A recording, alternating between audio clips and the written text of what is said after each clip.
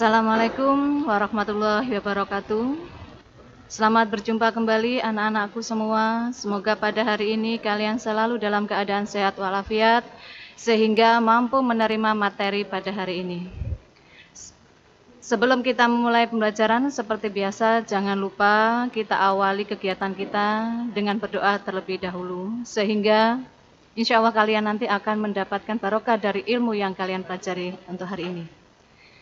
Anak-anakku semua, pada pertemuan ke-12 kali ini kita membicarakan kelanjutan dari materi sebelumnya, di mana minggu yang lalu kita sudah membicarakan tentang wilayah, tentang warga negara, dan yang ketiga ini adalah kita bicara tentang agama dan keyakinan yang ada di Indonesia. Coba kalian amati gambar yang ada di sini, anakku. Di situ ada beberapa tanggal yang ditandai dengan warna merah. Coba kalian amati keterangan yang ada di bawahnya. Biasanya tanggal merah tersebut untuk memperingati hari-hari penting, salah satunya adalah Hari Besar Keagamaan. Tanggal tersebut dijadikan hari libur nasional dan itulah merupakan wujud jaminan negara terhadap agama dan keyakinan yang ada di Indonesia. Nah, tentang jaminan kebebasan beragama di Indonesia, itu diatur di mana? Dalam hal ini terdapat dalam Undang-Undang Dasar Negara Republik Indonesia tahun 1945, khususnya pada pasal 28E ayat 1 dan ayat 2, serta pada pasal 29 ayat 1 dan juga ayat 2. Lalu bagaimana bunyinya? Pada pasal 28E, itu dijelaskan dalam ayat 1, setiap orang bebas memeluk agama dan beribadat menurut agamanya, memilih pendidikan dan pengajaran, memilih pekerjaan, memilih kewarganegaraan, memilih tempat tinggal di wilayah negara dan meninggalkannya, serta berhak untuk kembali. Pada ayat 2 dijelaskan, setiap orang berhak atas kebebasan meyakini kepercayaan, menyatakan pikiran dan sikap sesuai dengan hati nuraninya. Selanjutnya, bunyi pasal 29 Undang-Undang Dasar Negara Republik Indonesia tahun 1945. Pada pasal 29 ayat 1 disebutkan, negara berdasarkan ketuhanan yang Maha Esa. Apa maksudnya? Nah, di sini setiap warga negara dijamin atas pelaksanaan beragama dan keamanan dalam menjalankan kehidupan beragamanya. Selanjutnya, dalam pasal 29 ayat 2 dijelaskan, negara menjamin kemerdekaan tiap-tiap penduduk untuk memeluk agama, saya ulangi, untuk memeluk agamanya masing-masing dan untuk beribadat menurut agamanya dan kepercayaannya itu. Maksudnya apa? Nah, di sini dalam artian negara menjamin setiap warga negara untuk memeluk suatu agama sesuai dengan yang diyakininya. Dengan kata lain, kedua pasal tersebut yaitu pasal 29 ayat 1 dan ayat 2 mempunyai makna bahwa warga negara yang tinggal di Indonesia mempunyai kebebasan untuk memeluk agama sesuai yang diyakini, dan pemerintah dalam hal ini menjamin atas pelaksanaan kegiatan keagamaan. Anak-anakku, lalu bagaimana caranya kita itu supaya dalam kehidupan beragama di Indonesia ini bisa berjalan dengan baik? Dalam hal ini, membina kerukunan beragama dapat dilakukan dengan menerapkan tri kerukunan umat beragama.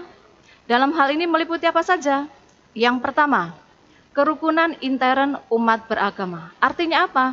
Artinya di sini adalah kerukunan antar pemeluk agama itu sendiri. Yang kedua, kerukunan antar umat beragama. Dalam hal ini ada kerjasama antara pemeluk agama yang satu dengan pemeluk agama yang lain. Dan trikerukunan yang ketiga yaitu kerukunan antar umat beragama dengan pemerintah.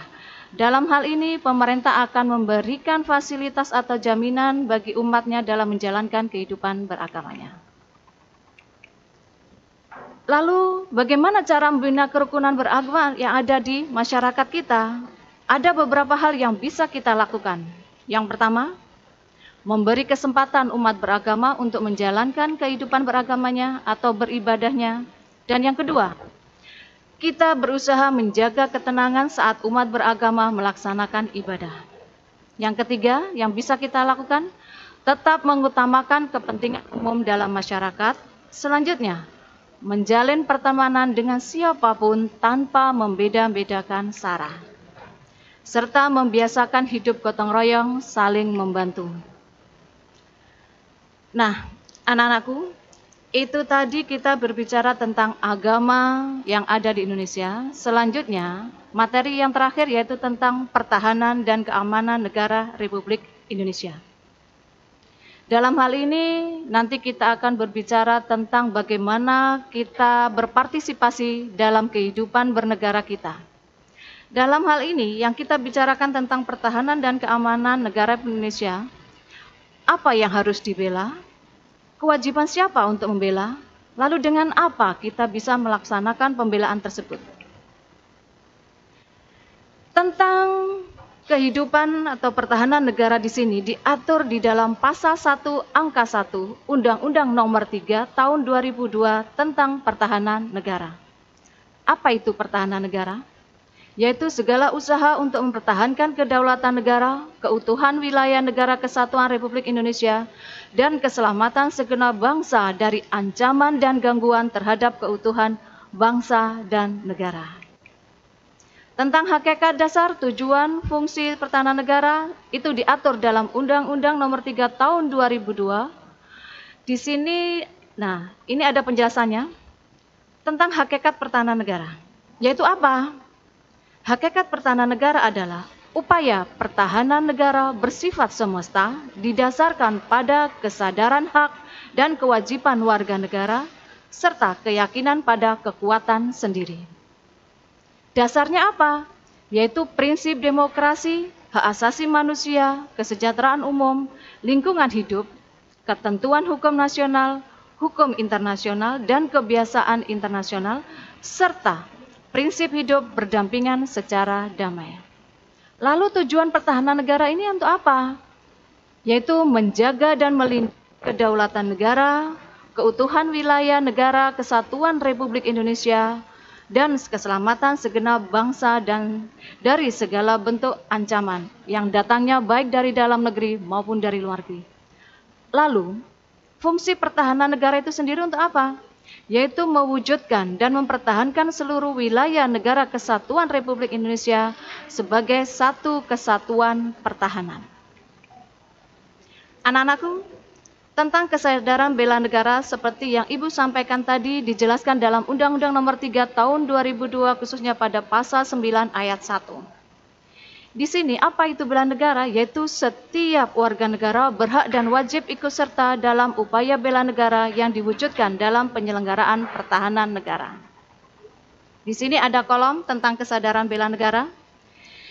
Dalam kesadaran bela negara itu meliputi kewajiban bela negara yang dilakukan oleh seluruh warga negara Indonesia, wajib dan berhak membela negara.